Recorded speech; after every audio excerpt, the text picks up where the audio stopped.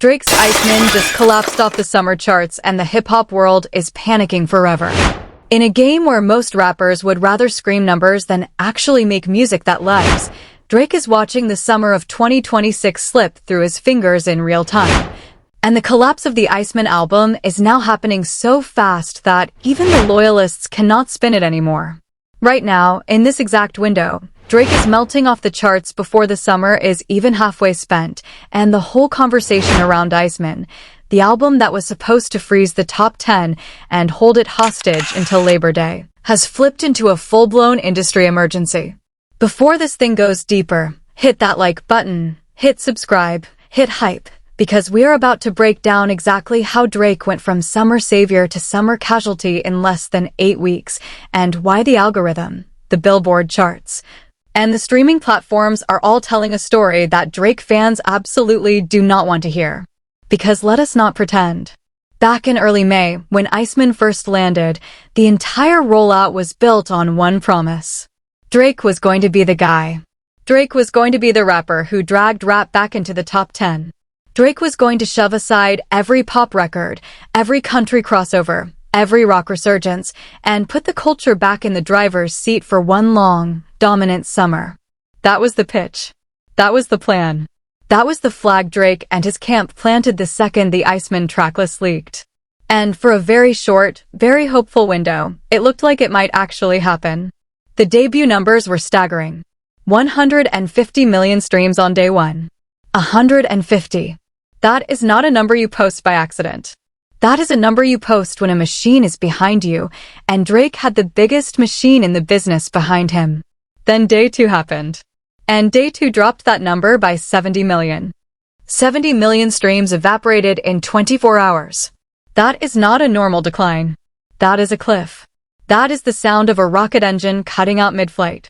Reports confirmed that Iceman shed roughly 50% of its listeners on the second day of release, which is the kind of statistic that sends label executives into a private conference room with the lights off.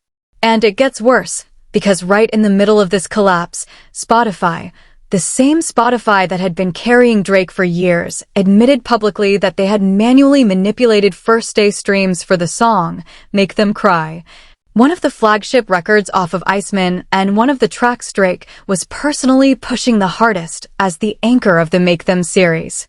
Let that sit for a second. Spotify openly confessed they can change the numbers by hand. Spotify openly confessed the streams are not always what they appear to be. And Spotify openly confessed this while sitting on the biggest Drake album of the year. When you strip this thing to the studs, that is not a scandal. That is a receipt. That is proof of exactly what independent voices, underground blogs, and hip-hop archivists have been saying for the better part of a decade. And this is not the first time Drake and Spotify have been accused of playing footsie behind the curtain. It is not the second time either. It is a pattern, and now Spotify has confirmed the pattern is technically possible from their end, which means every skeptic just got their vindication for free. But here is where the story gets even more brutal. Because even with the manual push, even with the machine, even with the platform admitting it could tilt the scoreboard, only one Iceman song has managed to stay alive in the top 10. Just one. Janice STFU. That is the single flag Drake has left planted in the top 10 as of this recording, and even that flag is now shaking in the wind. Because as of the most recent Billboard update, Janice STFU has fallen to number 11. Number 11. Out of the top 10.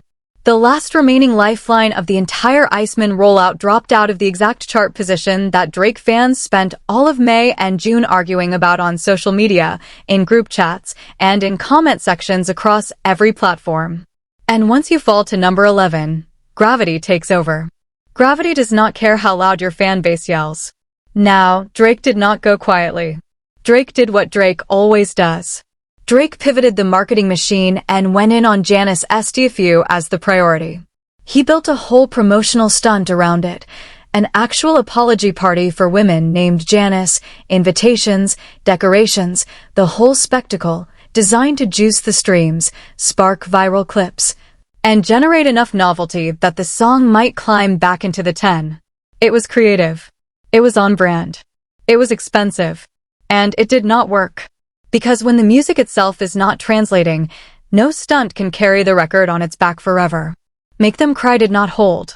Shabang did not hold. Ran Through Cash did not hold. Track after track from the Iceman album has folded within a matter of weeks, and now the only pillar left is buckling.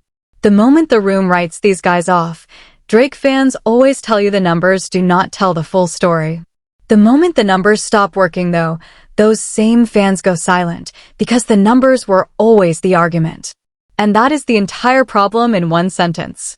In the last cycle of this conversation, we said out loud that Drake fans listen with a calculator instead of headphones, and every chart update since has only reinforced that. Iceman was never argued on the merits. It was argued on the metrics. And when your entire defense of an album is built on stream counts, the moment those stream counts fall, the album falls with them. That is the record. And here is the bigger picture. Because just because Janice STFU is limping out of the top 10, that does not mean hip-hop is dead. That is a lie the mainstream music press keeps trying to sell, and it is a lie we are not going to let sit unchallenged. Hip-hop is not gasping for air. Hip-hop is repositioning. And the person who might actually own the back half of this summer is not the artist anyone in Toronto was betting on. The person quietly building the biggest heater of the season right now is Young Miami. Yes, Young Miami. Her single, Spend, that has been climbing for weeks, and even though it recently dipped from number 17 to number 19, the trajectory of the record is not vertical, it is viral. Every week the song picks up new social clips, new dance edits, new sync placements, new radio spins, and the momentum around it looks nothing like a song that is fading. It looks like a song that is loading. Hear this line for yourself. If Young Miami's Spend That holds its curve through July and August, we are looking at a hip-hop song of the summer that nobody in the mainstream press predicted, and one that quietly proves the entire Drake will save the summer narrative was built on marketing rather than momentum. And beyond Young Miami, look at the rest of the board. Future dropped a full new album, and his single California Girls is now sitting inside the top 25 and rising. Dominic Fike is at 24. Mac Miller and Ty Dolla $ign, rest in peace to Mac, are locked in at 28 with Cinderella, which is a beautiful posthumous placement that shows how deeply that catalog still cuts. DaBaby crawled all the way back into the top 50 and peaked at 26, which after everything he has been through is a comeback story on its own. Hip-hop is spread across the entire chart. Hip-hop is not absent. Hip-hop is simply not concentrated at the very top, and Billboard is treating that like a funeral.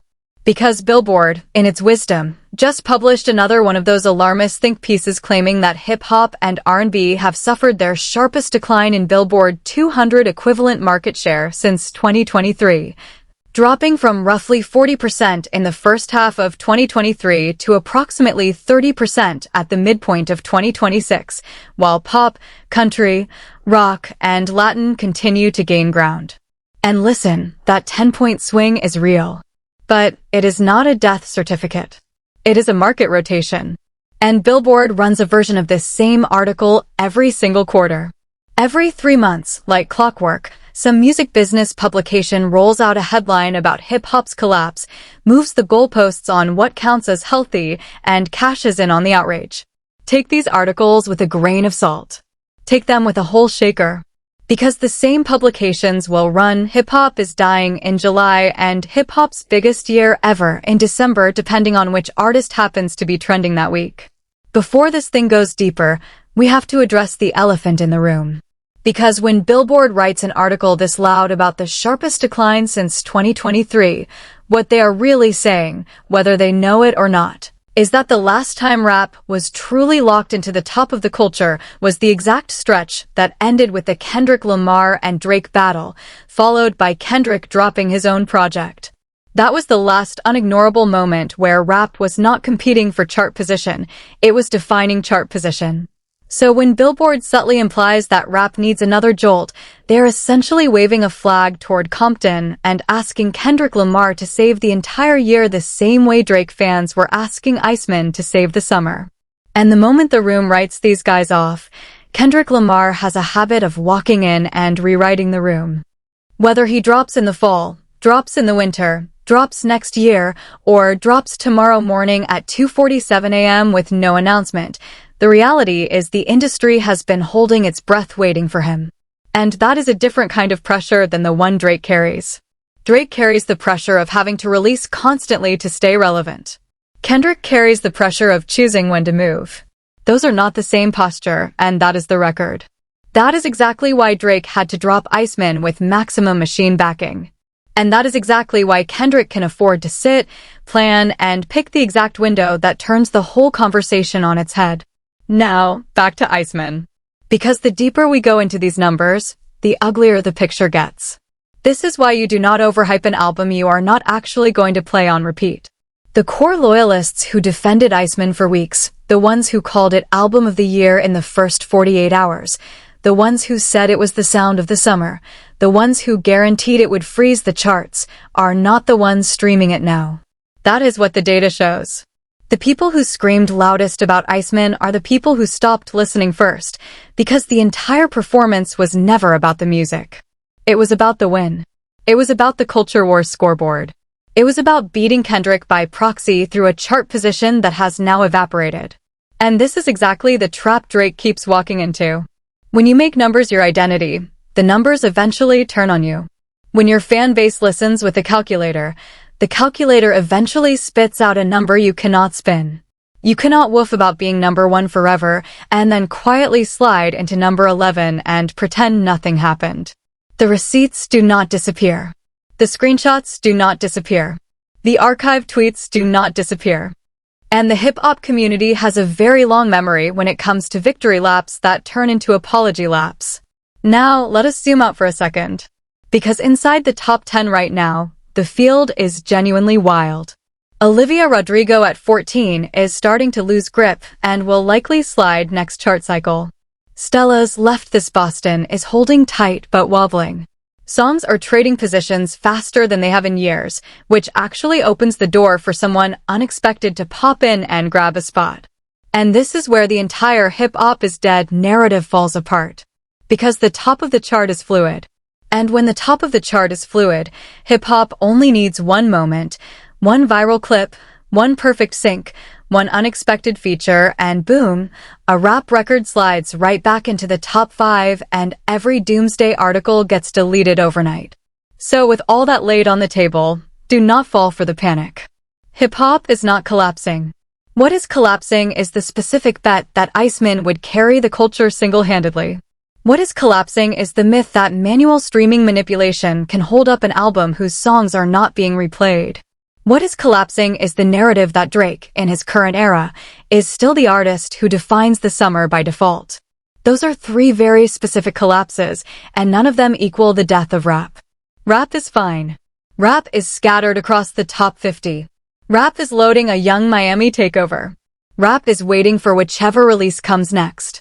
Rap does not need Iceman to survive, and it never did. And here is the darker layer. Because when Spotify quietly confesses that manual manipulation is possible, the ripple effect on trust is enormous. Every playlist placement now looks suspicious. Every editorial pick now looks suspicious. Every first day number for every artist now gets an asterisk in the back of every listener's mind. Drake did not just take an L on Iceman. Drake took an L that dragged Spotify into the mud with him, and that is a bigger, longer-tail problem for the entire streaming economy than one album sliding to number 11. They own the pipeline. That is what Spotify essentially admitted. They own the pipeline and they can bend it. And the moment listeners internalize that reality, the entire Song of the Summer concept becomes a question of who has the biggest label push, not who made the best record. Which is exactly why Young Miami's Spend That is such an important data point in this conversation. Because Young Miami is climbing through momentum that looks more organic than manufactured. TikTok drove it. Instagram Reels drove it. Regional radio drove it. Word of mouth drove it. If Spend That continues to climb without a manual boost, that becomes the counterexample the entire industry needs, proof that a hip-hop record can still rise on merit in 2026. Without needing a platform to tilt the scoreboard on its behalf. And this is why the summer of 2026 might end up being one of the most instructive summers in modern hip-hop history. Not because Iceman won. Not because Iceman lost. But because Iceman exposed the machine. Because Iceman turned every casual fan into a chart forensics analyst. Because Iceman forced Spotify into a corner they would rather not be sitting in. Because Iceman made every rapper on every label take a hard look at whether the tools they were leaning on are actually as clean as they were pitched. That is a much bigger story than one album sliding down a chart, and it is a story that will keep unfolding long after Janice STFU is off the top 40 entirely. And there is another dimension to this that nobody in the mainstream press is willing to name out loud. Because when Drake decided to build the entire Iceman rollout around chart dominance instead of cultural resonance, he essentially handed the algorithm the keys to his career. He handed Spotify the keys. He handed the playlist curators the keys. He handed the marketing team the keys. And he took himself out of the driver's seat of his own art. That is the trade Drake made, and the receipts of that trade are now showing up publicly. Because the moment the algorithm decided to pull back the boost, the moment the playlist rotations quietly shrank, the moment the manual push got called out in the press, Iceman started sliding. And once an album is sliding under those conditions, there is no organic bass underneath to catch it. There is only free fall. Compare that to what Young Miami is doing. Young Miami is not sitting in a war room with a playlist strategist and a stream buyer. Young Miami is not sending spend that to fake accounts to inflate the launch. Young Miami is letting the record breathe, letting the audience find it, letting the choreography go viral, and letting the numbers reflect the actual love. And it is working. That is the difference between engineered momentum and earned momentum, and Iceman is the perfect case study in what happens when you confuse the two. And here is the part that Drake fans do not want anybody to say out loud. Drake, in his current era, has become dependent on the exact machinery that Kendrick Lamar spent his entire career trying to expose. Every time Drake drops an album, we now have to ask how much of it is real and how much of it is boost. Every time Drake climbs the chart, we now have to ask how much of that climb is streams and how much is scaffolding. That is not the position of a legend at the top of the game. That is the position of an artist who needs the system to prop him up, and the system just publicly admitted it can prop him up whenever it wants to. Meanwhile, look at the rest of the hip-hop ecosystem. Look at how quietly Future released his new album and let it speak for itself. Look at how DaBaby crawled back into cultural relevance without a marketing blitz. Look at how Mac Miller's catalog is still delivering top 30 singles years after his passing, because the music itself was real. Look at how Ty Dolla $ign, who has been quietly the most consistent utility artist in rap and R&B for a decade, keeps showing up on charts because his work speaks. Look at how Dominic Fike, who was written off multiple times, is now sitting at 24 and climbing. None of these artists needed a Janice-themed apology party to move records. None of them needed a Spotify-boosted mission. They just made the songs, released the songs, and let the audience decide. And the funniest part of all of this is that Drake could still turn this around if he wanted to. Drake could scrap the current rollout entirely, drop a stripped-down mixtape with real bars, no features, no algorithm chasing, no chart obsession, and reset the entire conversation in one weekend. Drake has done it before. Drake is capable of it. The question is whether the current version of Drake, the one married to metrics, the one obsessed with beating Kendrick on the scoreboard, is even interested in that reset anymore. And the honest answer, based on everything we have seen from the Iceman cycle, is probably not. Which is why the summer belongs to somebody else now, and that somebody else is very likely to be Young Miami, with Kendrick lurking in the wings for the fall.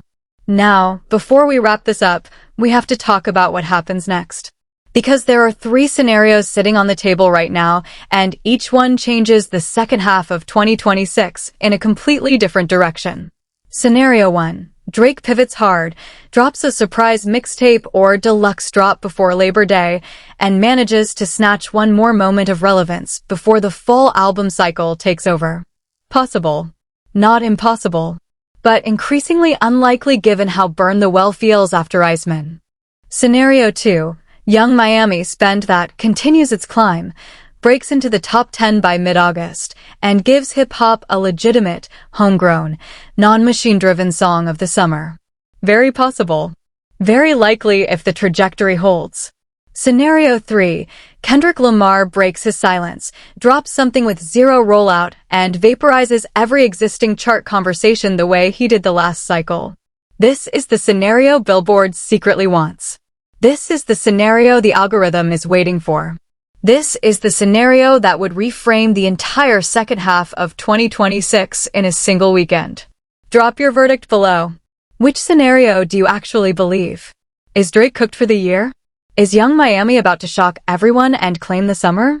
Or is Kendrick about to break the internet all over again? Because the wildest part of this entire situation is that all three are on the table, all three are plausible, and all three would rewrite the way we talk about hip-hop through the end of the calendar. That is the record. And here is one last thought before we sign off, because this is the part that matters most for anybody actually listening to music in 2026. The lesson buried inside the Iceman collapse is not about Drake. It is not about Spotify. It is not about Billboard. It is about what happens to any artist, in any genre, in any generation, who chooses the scoreboard over the song. Because the scoreboard eventually resets. The scoreboard eventually turns. The scoreboard eventually betrays the artist who leaned on it too hard. But the song, the real song, the one that connects with a human being on a Tuesday night at 11:30 when nobody is watching, that song lives forever. That song is what people are still playing 10, 20, 30 years later. That song is what built every legacy in this genre worth remembering. And Drake, more than almost anyone in his generation, used to know that. The question hip-hop is asking right now is whether he still does. Because in the end, the charts do not tell you what is real. The charts tell you what is being pushed. The music tells you what is real. And right now, the music is telling us Iceman was overpromised, Young Miami is undercovered, and the biggest wild card in the entire genre is a Compton native who has not said a word publicly in months. That is not a hip-hop in decline. That is a hip-hop in transition. And transitions, historically, are where the biggest superstars of the next era get born. If you rocked with this breakdown, hit like, hit subscribe, and hit that hype button so more of these forensic breakdowns actually reach the people who need to hear them. You are the reason this channel breathes.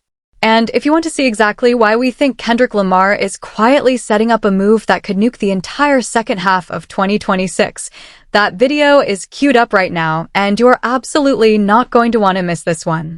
So go ahead, click the suggested video, and let us keep this conversation going. Peace, keep it a legend, and we will see you in the next one.